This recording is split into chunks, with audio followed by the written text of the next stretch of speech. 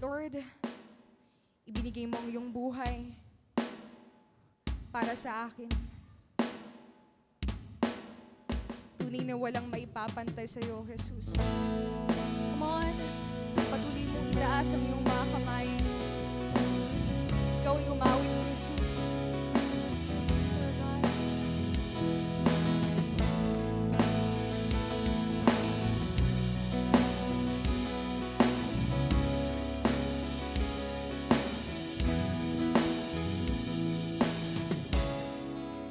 Ako'y iyong natagpuan sa gitna ng aking kasawian. Niligtas sa kamatayan, hinakay sa liwanag ng iyong pagmamahal. Pinalaya ng iyong habag sa dilim at sa aking pagkabulag. Ngayon sa iyong biyaya at sa lalim ng pag-ibig umaawit. Ang buhay ko'y tanging sa'yo, laging sa'yo iaalay. Ang puso ko'y tanging sa'yo, laging sa'yo, Panginoon. Walang ibang kaligtasan, sa'yo lubos ang kagalingan. Jesus, ako'y nabihag sa dakila mong pag-ibig umaawit. Ang buhay ko'y tanging sa'yo, laging sa'yo iaalay. Ang puso ko'y tanging sa'yo, laging sa'yo, Panginoon. Ang buhay ko'y tanging sa'yo, laging sa'yo iaalay. Ang puso ko'y tanging sa'yo, laging sa'yo,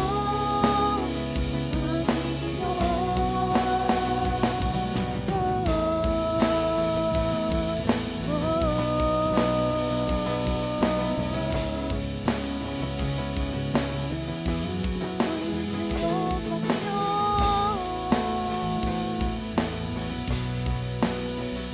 Ako'y sa'yo. Bago tayo umawit, you know, this is our chance to tell to Jesus.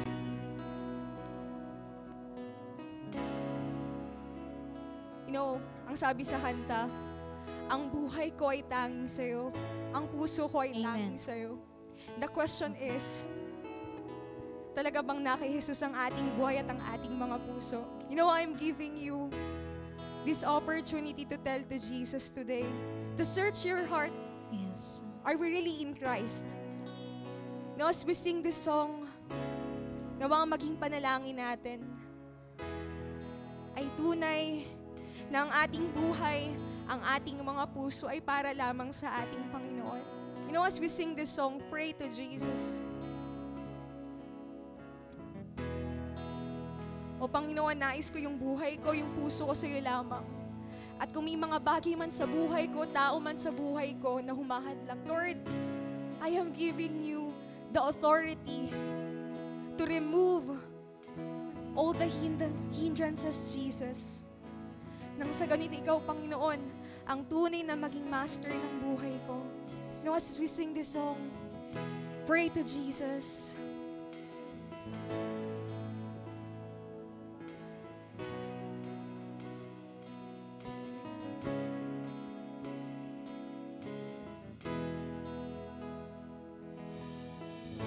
Ibibigay lahat, walang alinlangan, dahil sa buhay na iyong inialay. Say to Jesus,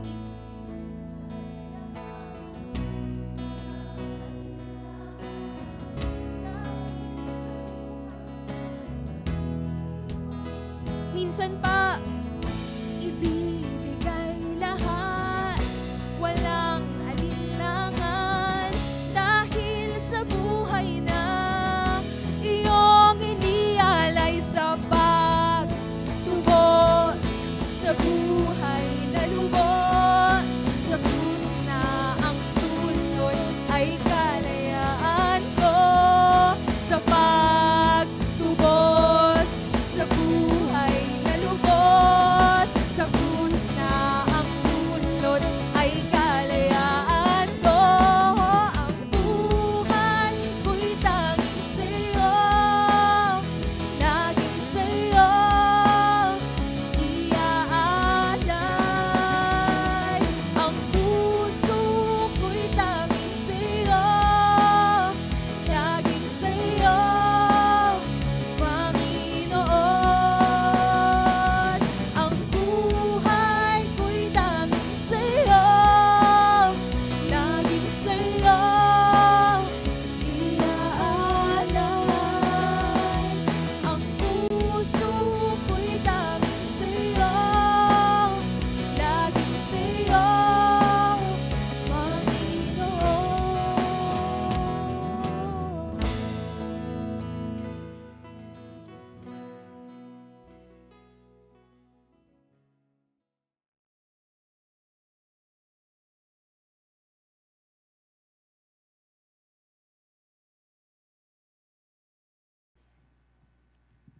Maraming salamat po, Bishop Eli, Pastor Divine, and of course sa leadership po at sa mga pastors po ng Zion. It's always an honor and a joy to be ministering with you. Salamat po sa panibagong pagkakataon po na ito. Ano po? Sige po, yumuko lang tayo sandali po at pumikit. Manalangin po tayo. Panginoon, sa iyo po kami umaasa, sa iyo kami tumitingin, wala kaming magagawa kung wala po kayo.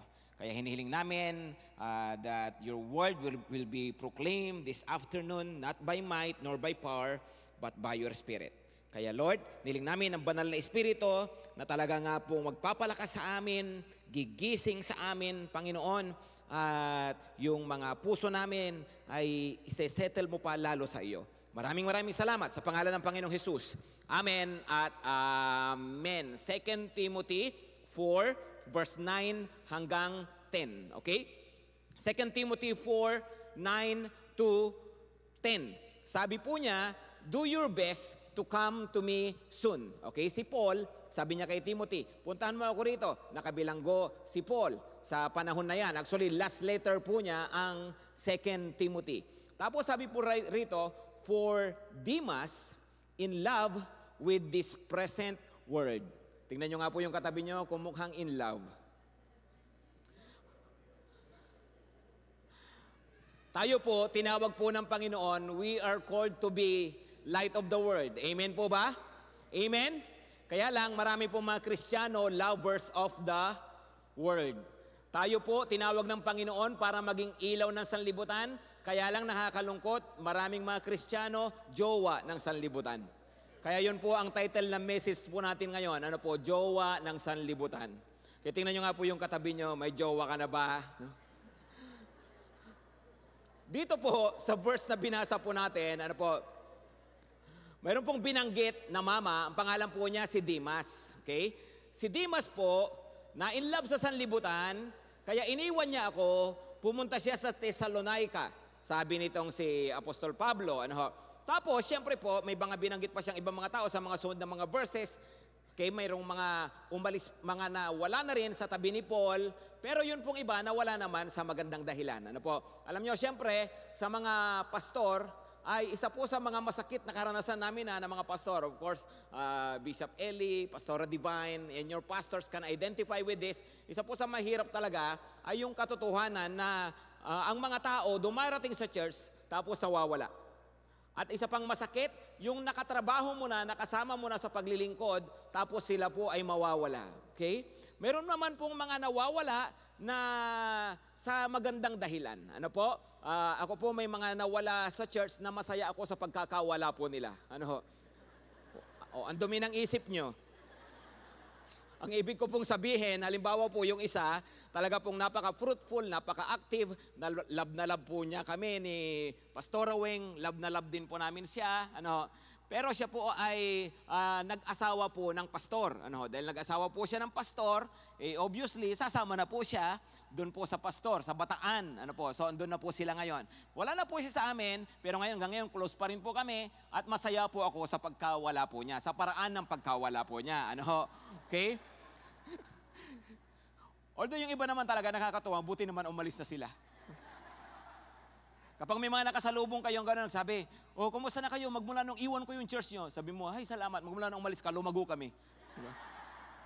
Nung nabawas ka, dumami kami. Kamo. hindi yun ang topic natin ngayon, ha? No, pero, yun po ang reality, may mga nawawala. Tama? Tama? Okay? Ang nakakalungkot, pag yung nawala sa maling dahilan. Right? Kagaya po ni Demas. Ano ho? Dito, makikita nyo, may iba pa namang nawala kay Paul eh. Pero mukha namang maganda yung kanilang pagkawala. Halimbawa, sabi niya, Crescens has gone to Galatia.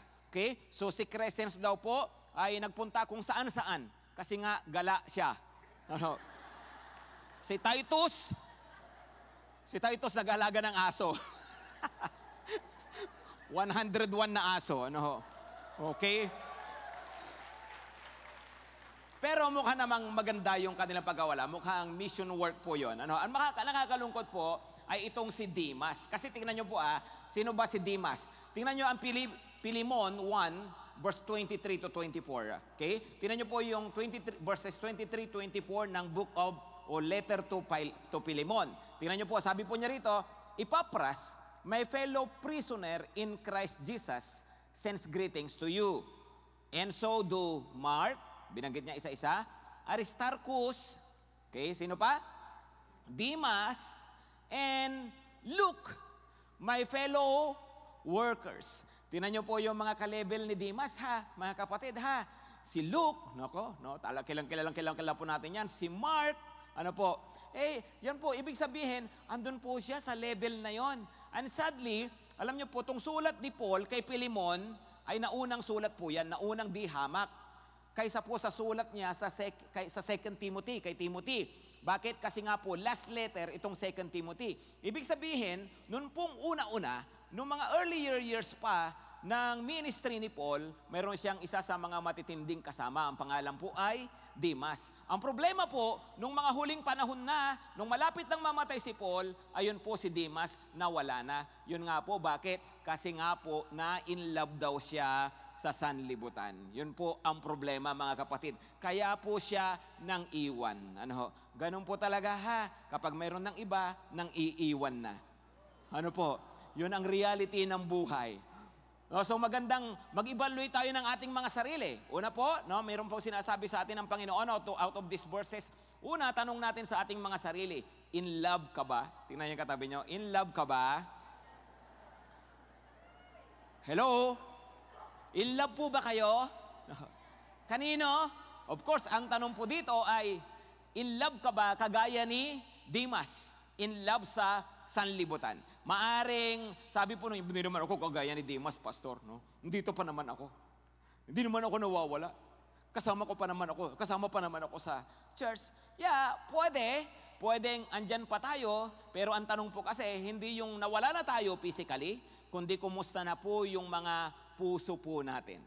At minsan po, yung kalagayan ng puso natin, nakikita, actually hindi minsan, madalas, yung kalagayan ng mga puso natin, of course, nakikita na sa mga ikinikilos natin. Tama po ba? Tama po ba? Hindi ka nga si Demas na tuluyan ng nawala, pero para ka pa rin si Demas kasi di masyadong nagpipray. Diba? Di masyadong nagdi-devotion. Tingnan nyo ngayon katabi nyo kung parang kamukha ni Demas. Ano? Come on, dimasin mo yung katabi mo. Dimas. Huwag ganun, bebe.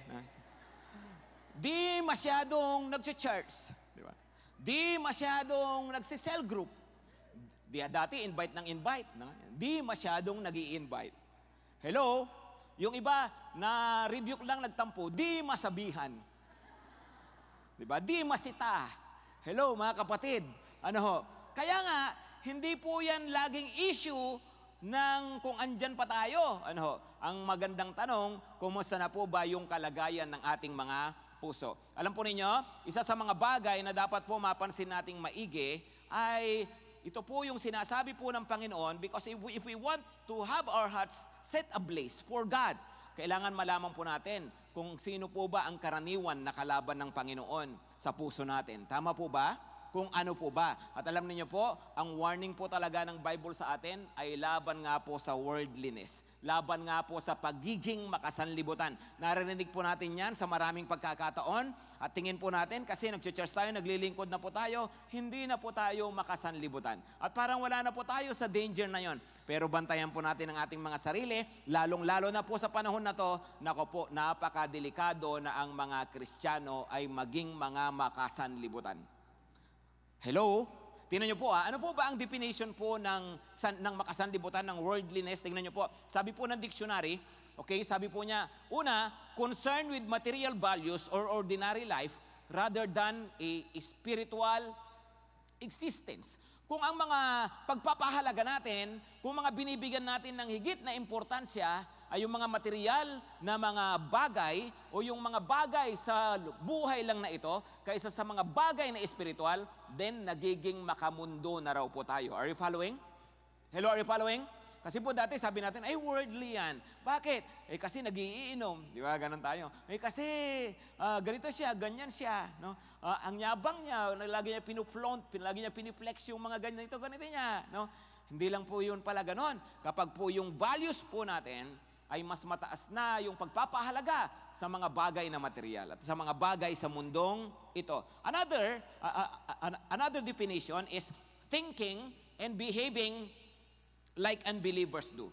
Thinking and believing like unbelievers do. Yun daw po, pag daw po, ito mayroon pong added explanation yan. Pakipakita nga, sabi niya, when our motives, attitudes, values, and conduct are shaped and molded after the word, we are, ano raw? Yun po, kapag po yung mga motibo natin, why do we do what we do?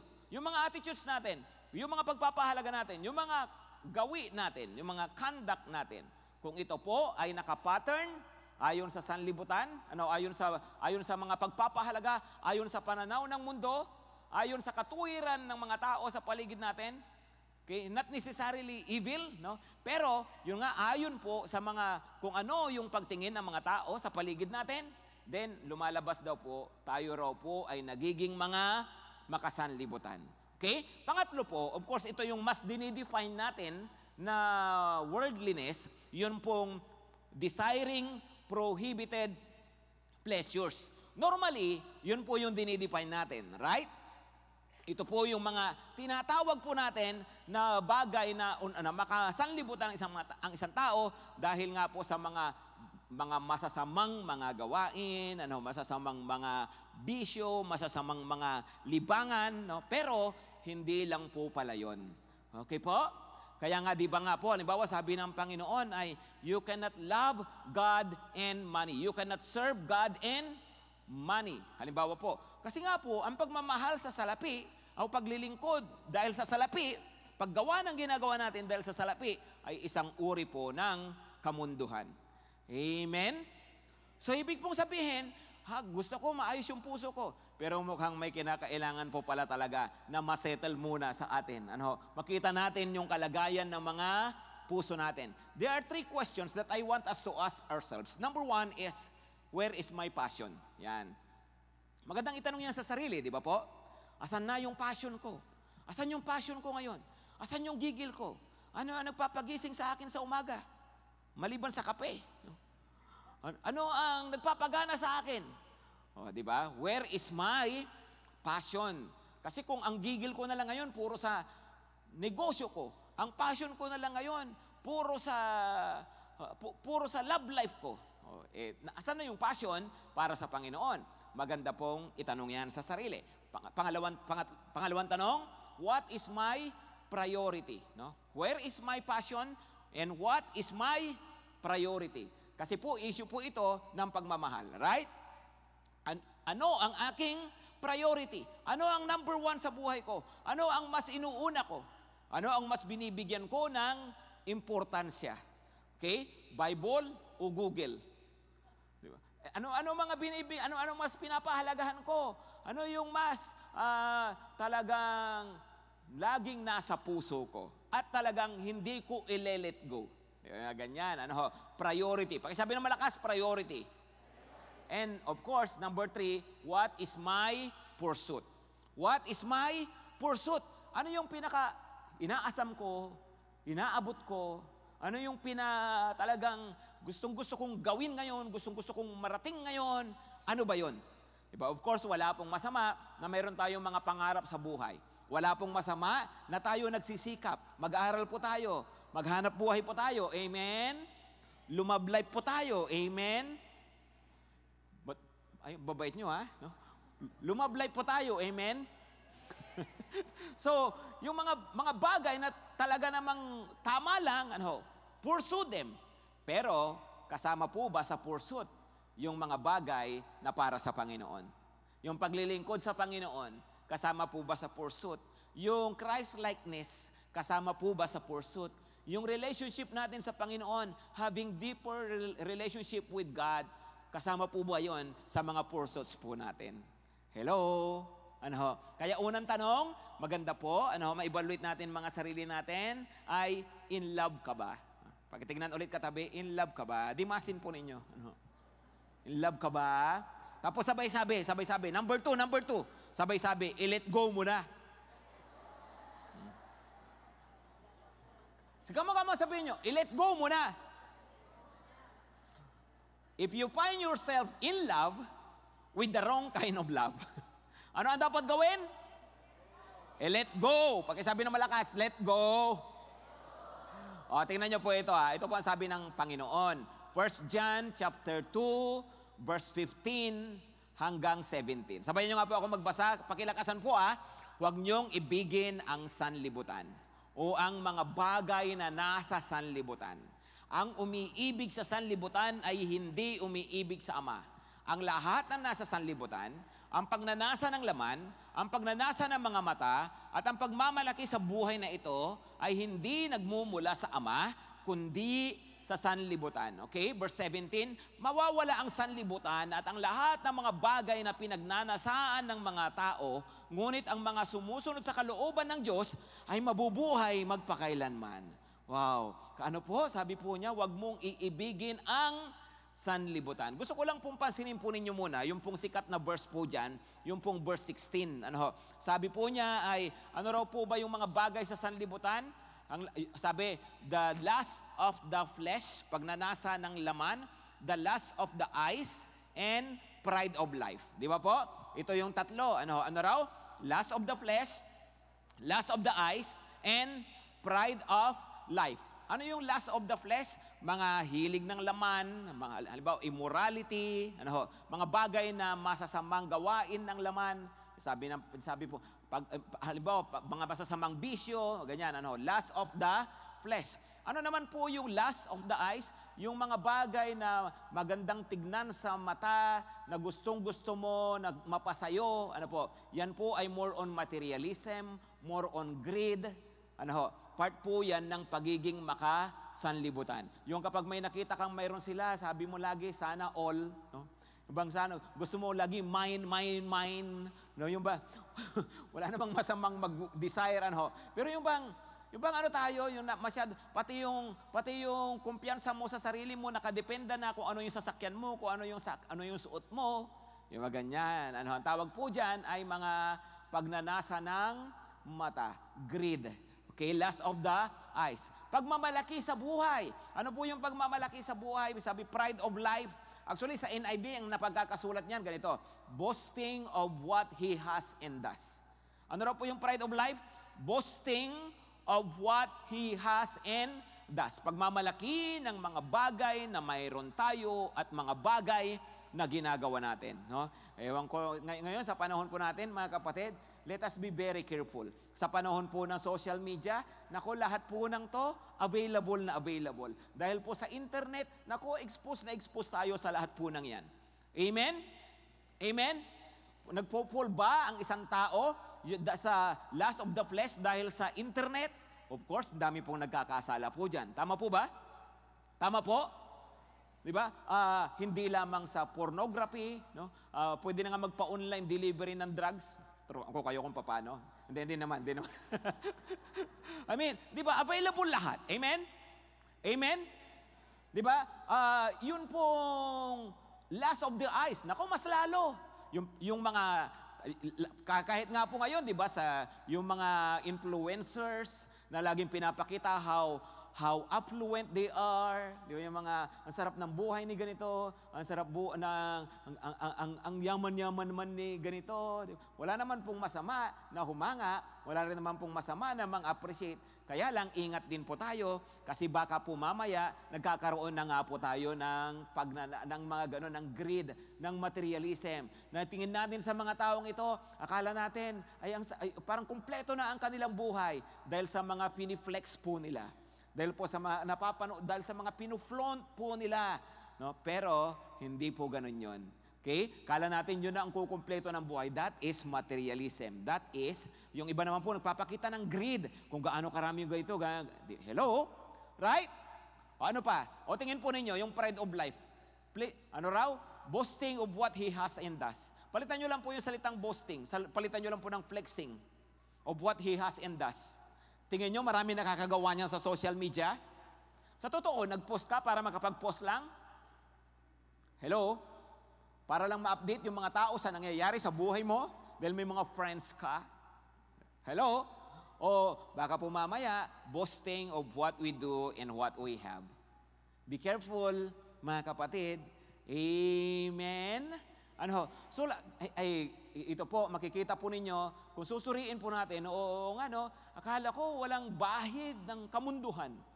Yung buhay ko. Tapos makikita natin, pag dinifine pala natin, ayon sa sinasabi ng salita ng Panginoon, nako, nadimas na ho pala tayo. Maliwanag, mga kapatid. Alam po ninyo, ganito po, no? Para lang po makita nating mabuti. Actually po, ito pong tatlong bagay na binanggit na to, mula pa noon, hanggang ngayon. Actually, hanggang matapos ang mundong ito, yun po ang struggle ng tao. Bakit ba bumagsak si Adan saka si Eva? Because of this tree. Right? Ang sabi, nakita po niya ang ganda sa paningin ng prutas, lust of the eyes. Di ba? Tapos mukhang masarap kainin, lust of the flesh. Tapos po, nakapagpapatalino, magiging kagaya sila ng Diyos, pride of life. Hello mga kapatid. Di ba? Ang pagkakaiba nga lang po noon, sa prutas lang. Kasi nga po, yun pa lang yung temptation nung panahon na yun. Tingnan nyo po, ang Panginoong Hesukristo, ang hindi pinagtagumpayan ni Adan sa ni Eva, the good news is, pinagtagumpayan ng Panginoong Hesukristo. Amen? Ang Panginoong Jesus, binaptize. Nagpunta sa disyerto, nagfasting ng 40 days and 40 nights. Pagkatapos po niyang, during his time of fasting, the devil was there tempting him. Tinutukso siya ng maraming beses. Ano ang tukso sa kanya? Una, sabi, sige nga kung talagang anak ka ng Diyos, gawin mong tinapay ang batong ito. Ano po yon? Ano po? Actually, hindi nga po yon lust of the flesh, kundi yun po ay need of the flesh at that time, pero yun po ang ginamit na panukso po sa kanya. Pero pagdating sa flesh, napagtagumpayan ng Panginoon. Amen? Ano pa pong sabi sa kanya? Siya po ay dinala po sa tuktok ng templo. Pagkatapos, ang sabi sa kanya, sige nga, magpatihulog ka. Kasi sabi ng Bible, iingatan kanya. Iniisip ni Satan, pag nagpatihulog si Lord, kasi nga hindi pa tapos yung buhay niya sa mundo, una po, ang dami-daming tao, templo yun eh. Dahil maraming tao, tapos magpapatihulog ang Panginoon, pagbagsak niya, nakatayo siya, o kaya hindi sumayad ang kanyang paa sa ere, mga 3 feet above the ground. Of course, yung mga tao papalakpak, pupurihin ang Panginoon, tinakikilalin siya, hindi na niya kailangan mamatay sa krus. You want to be known, di ba? Ito na yung paraan. Pride of life. Hello? Patunayan mo ang sarili mo. Mag-perform ka. Pero, napagtagumpayan ni Lord. Amen? Okay? Ano pa next? Pinakita sa kanya ang buong sanlibutan at lahat ng kagandahan ng mundo. Tapos ang sabi sa kanya, lahat ng tuwakin, bibigay ko sa iyo kung sasambahin mo ako. Ano po yun? Greed. Ano po yun? Lust of the eyes. Hello, mga kapatid. No? Pero, anong sabi ng Panginoon? Layuan mo ako, Satanas, sapagkat ang Panginoon mo lang na Diyos ang dapat mong sambahin at paglingkuran. Amen po ba, mga kapatid? Ibig sabihin, totoo po, natalo, bumigay si Adan at si Eva, pero ang good news, kapatid, dahil sa Panginoong Hesukristo, hindi mo na sinusundan ang pagkakamali at ang pagkatalo ni Adan at ni Eva. Ang sinusundan mo na ngayon ay ang tagumpay ng Panginoong Hesukristo na namatay sa krus at tumubos sa mga kasalanan mo at nagbigay sa iyo ng bagong buhay at ng bagong puso. Kaya dapat po, iba yung laman ng puso po natin. Amen? Amen? Kaya po, hanggang ngayon, hanggang sa si John, nung isulat niya ito, yun pa rin po ang tagubilin niya. Pero hindi na nga po tayo nanggagaling sa pagkakamali ni Adan, nanggagaling na po tayo sa tagumpay ng ating Panginoong Jesus. Amen? Kaya pwede mo na talagang i-let go. Amen. Come on, pakita na yung katabi, pakisabihin, caring mo na yan. No? Huwag mo nang dimasin, kalimutan mo na yung pagkadimas na yan. Amen? Okay? Kasi nga po, meron na po tayong tagumpay sa Panginoon. Ano po? Una, ayon po sa mga verses na to, isa-isahin lang po natin ha, verse 15, 16, and 17, isa-isahin lang po natin kung bakit daw dapat i-let go muna. Una, mga-agaw siya. Ba't mo raw siya i-let go? Kasi mga-agaw siya. Yung iba dyan, nasa magandang, nasa best person ka na.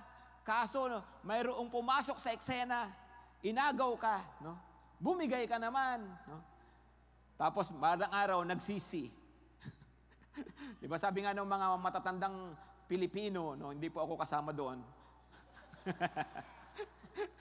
Sabi, nasa papag na. Di ba? Lumipat pa sa sahig, sabi. At ganun po ang nangyayari sa mga tao po na nagpapaagaw. Ang sanlibutan, mang-aagaw. Tingnan po ninyo bakit siya mang-aagaw?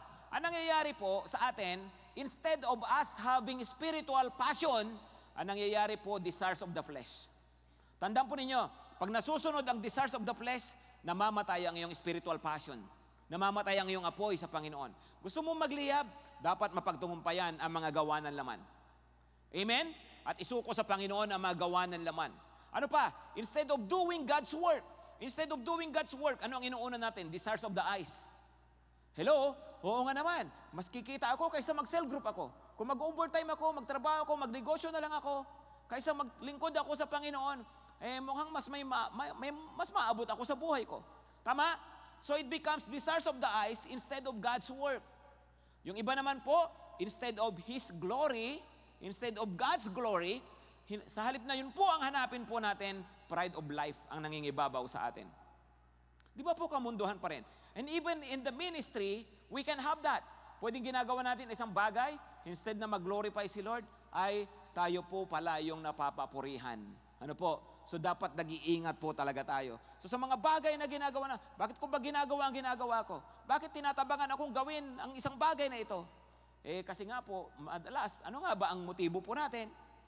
Di ba po? Halimbawa, kung ako, gagamitin ko yung buhay ko sa paglilingkod sa Panginoon, hindi ako gaano ma-appreciate, di naman ako sisikat dyan.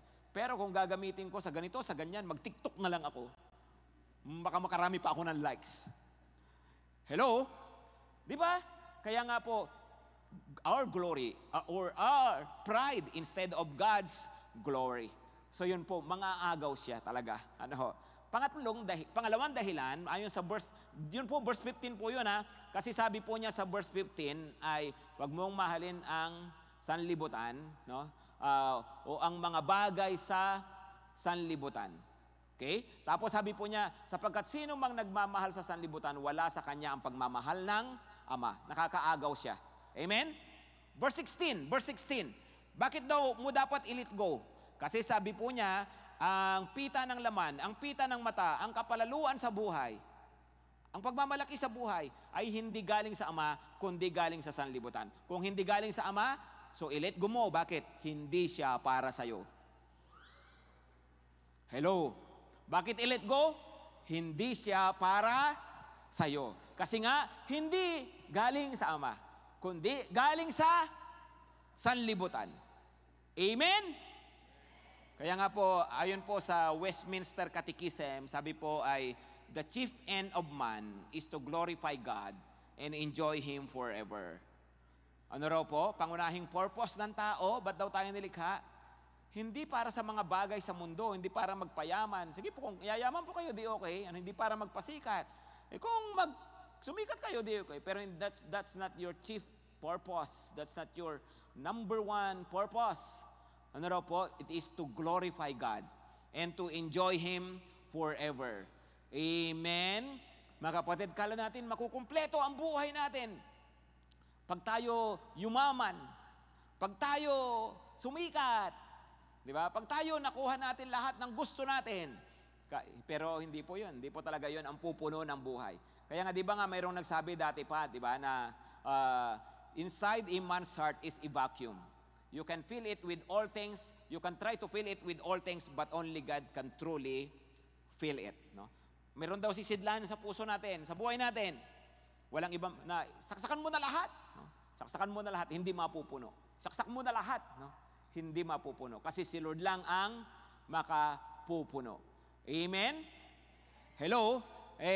Kahit na ano raw gawin mo, kahit saksakan mo ng sangkatutak na bahay, hindi pa rin mapupuno kasi hindi ka naman subdivision.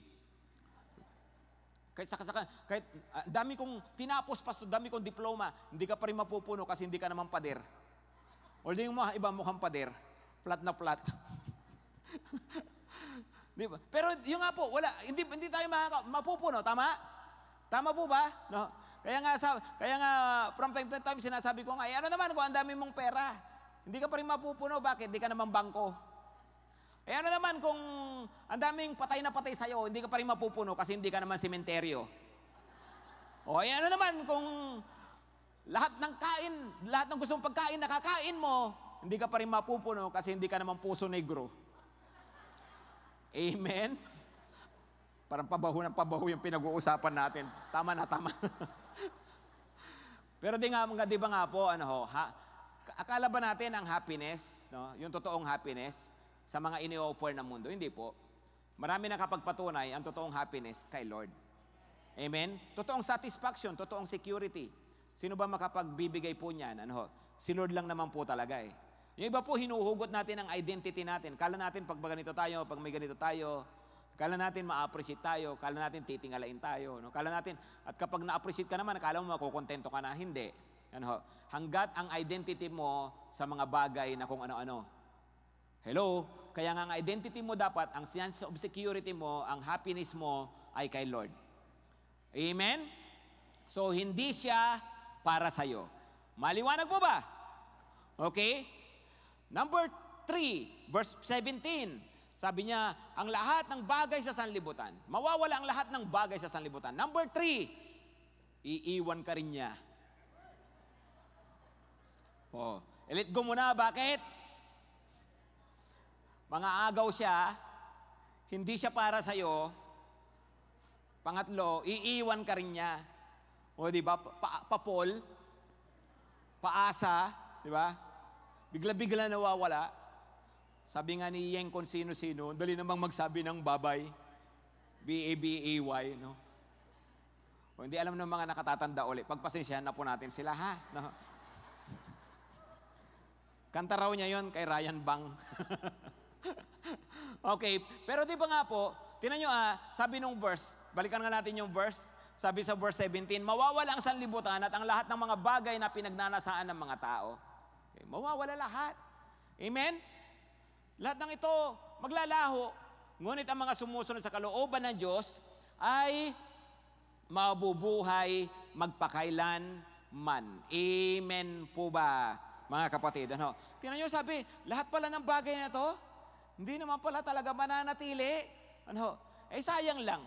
Kaya nga po, maganda po yung pagkakasabi ni Paul tungkol kay Demas. Anong sabi kay Demas? Demas, in love with this, Ano ang ginamit na salita bago yung word? Ano pong ginamit? Present. Hello? Hello? Tingnan nyo, pansinin nyo mabuti yun. In love with this present. Ibig po kasi sabihin, may future. At hindi lang may future, mayroon pong eternity. Ang contrast po niyan, hindi present versus future. Ang contrast sa sinasabi ni Paul, present versus eternity. Okay? So sabi niya, si Demas na in love sa kasalukuyang sanlibutan na ito, pero hindi niya nakita yun pong pangwalang hanggan. Mga kapatid, minsan naisip ko, ano kaya nangyari kay Demas? Anong naisip niyo? Kasi si Demas, sa totoo lang, pwede manghula ka na lang kasi hindi naman na nasulat ulit yung pangalan niya sa Bible pagkatapos niyan. Okay? So maraming pwede mangyari sa kanya, tama? Naiisip niyo ba, siguro tong si Demas, dahil nawala siya sa ministry, nawala siya sa calling niya, pumunta siya sa Thessalonica, siguro, nagkaluko-luko buhay niya. Sino nakakaisip ng ganon? Sino nakakaisip ng ganon? Siguro si Demas, pagdating doon sa Thessalonica, siguro na-in love, siguro naligaw, sa 10 niligawan niya, 11 nang busted sa kanya. No? So heartbroken siya. No? O siguro, nagkapamilya siya, kaya lang ang gulo ng buhay nilang mag-asawa. Siguro yung mga anak niya, mga rebelde. Ganon, di ba? Siguro, naghanap buhay ito. Kaya lang baka, nagkalugi-lugi. Baka malamang, nagkanda hirap-hirap yung buhay. Siguro, nagkaroon na sakit. Baka nga maagang namatay. Pwedeng maisip natin yon, tama? Hello, tama? Di ba? Kasi, yun nga po, minsan iniisip natin, kaya gusto nating manatili sa paglilingkod at pagsunod sa Panginoon kasi baka sumpain tayo. Baka magkaluko-luko yung buhay natin pag hindi na tayo naglilingkod at sumusunod. Pero pwede rin ba, naisip nyo rin ba, na pwedeng si Demas pagdating niya sa Thessalonica, nakatagpo siya ng babaeng minahal niya, talagang mamahalin siya at nagkaroon siya ng magandang pamilya at maayos na pamilya. Hanggang mamatay sila, maayos yung pamilya niya. Possible ba yon? Hello, possible ba yon? Possible din ba na pagdating ni Demas doon, naghanap buhay siya, nagnegosyo siya, at umasenso siya at yumaman siya? Possible ba yon? Hello, possible ba? Possible bang naging malusog siya at humaba ang kanyang buhay? Possible po lahat ng yon. Amen? Bakit? Ba't ko nasasabi yon? Ang dami ko na po nakita na wala sa Panginoon, hindi na naglilingkod sa Panginoon, hindi na sumusunod sa Panginoon, nag-backslide, wala na sa ministry. Pero ngayon ang gaganda ng trabaho, magaganda ang kita, maayos yung kanilang mga pamilya, okay naman yung kanilang mga kalusugan. Bakit po? Kasi nga po, hindi naman ibig sabihin na lagi kang mawawalan dito sa mundo. Pag minahal mo ang mundo, ay hindi ibig sabihin na laging magkakaluko-luko ang buhay mo. Pero yung sinasabi po kasi dyan, pagkawala ng mga bagay sa sanlibutan ay in the future. Na wala balang araw, wala kang madadala. Kaya nga lagi ko sinasabi sa mga Kristiyano, kung tayo po naglilingkod sa Panginoon, sumusunod sa Panginoon, nagmamahal sa Panginoon, na ang habol lang natin ay mga gantimpala, mga mapapala sa buhay na ito, naku, nagpapagod lang po kayo. So, huwag nyo nang sayangin ang oras nyo. Kaysa mag-cell group ka, mag-sideline ka na lang. Diba? Kaysa iniisip mo na, baka pag hindi ko ginawa to, baka, naku, kung yun lang ang habol mo, mga bagay na mapapala sa mundo, pwede mong makuha hindi sa pamamagitan ng pagsunod sa Panginoon, pwede mong makuha sa ibang bagay. Hello? Kung ang habol natin sa Panginoon, mga material lang na pagpapala, mga blessings lang sa mundong ito, mayroong ibang paraan para makuha nyo po yan. Pero kung ang habol po ninyo, mga espiritual na pagpapala, at ang habol po ninyo, pang walang hanggan na gantimpala, magpatuloy ka sa Panginoon, sumunod ka sa Panginoon, ibigay mo ang lahat-lahat sa Panginoon. Amen? Totoo, si Demas, naging maayos siguro, naging okay naman siya. Nung nabubuhay pa siya. Pero ang tanong, tsak, namatay naman siya, di ba? Ang tanong, anong mukha ang iniharap niya sa Panginoon? Kaya kapatid, maglilingkod ka, sumusunod ka, sige, hindi ko sinasabing walang pagpapala si Lord. Hindi ko sinasabing hindi ka gagantihan ng Panginoon ng mabubuting bagay habang nasa lupa ka. Napatunayan na natin na ganoon ang Panginoon ng bibless. Pero tandaan po ninyo, hindi yon ang habol natin. Ang pinakapangunahing dahilan, spiritual na pagpapala at pangwalang hanggang gantimpala. Spiritual blessings and eternal rewards. Amen? Kasi kung mga material lang, mga bagay lang sa mundong ito, pwedeng hindi mo makuha, pwede rin makuha mo. At po pwedeng makuha mo o hindi, pwedeng magpalamig sa'yo. Tama? Pag hindi mo nakuha, nanlamig ka. O kaya pag nakuha mo, dahil nakuha mo na ang gusto mo, nanlamig ka na rin. Possible yon. Amen? Kaya lagi mong tatandaan, kaya ka nagpapatuloy, kaya ka sumusunod. Because of spiritual blessings and eternal rewards. Amen? Sabi po niya, ay ang lahat ng bagay sa sanlibutan mawawala. Pero ang tumutupad sa kalooban ng Panginoon, yun lang ang mananatili magpakailanman. Amen po ba, mga kapatid? Sige po, palakpakan naman po natin ang Panginoon po dyan. Tandaan po natin, ano ho? Kaya nga sabi ng Panginoon, mag-ipon ka ng kayamanan sa langit. Kasi lahat talaga ng bagay na ito, pansamantala. Kahit nga buhay pa tayo, minsan din na nga natin ma-enjoy. Tama? Tama? Yung maaring hindi nawala, pero hindi mo rin naman ma-enjoy. Hanggang iwan mo, no? May iwan din naman natin. Tapos balang araw, totally, mawawala na nga po talaga sila lahat-lahat. Ano ho? Okay? Mayroon po nagsabi, ang pangalan po niya, isang sikat na lingkod po ng Panginoon noong unang panahon. Tawag sa kanya si C.T. Studd. No? Initials niya yung C.T. Only one life will soon be past. Only what's done for Christ will last. Only one life will soon be past. Only what's done for Christ will last. No? Buhay na to, nag-iisa lang. Lilipas at lilipas to, matatapos to, sabi niya. Pero yung ginawa sa Panginoon, para sa Panginoon, yun lang ang mananatili magpakailanman. Amen? Si C.T. Studd po, isang popular po na estudyante sa kanya, o popular actually, ay cricket player siya. Ibig sabihin po, parang PBA player nung panahon po niya. Ano ho, popular na sport po yun sa England. Pero lahat po nang yan, iniwan po niya. Nag-missionary po siya, alam ko po sa China. Ano ho. At yun po ang katuwiran niya. Only one life will soon be past.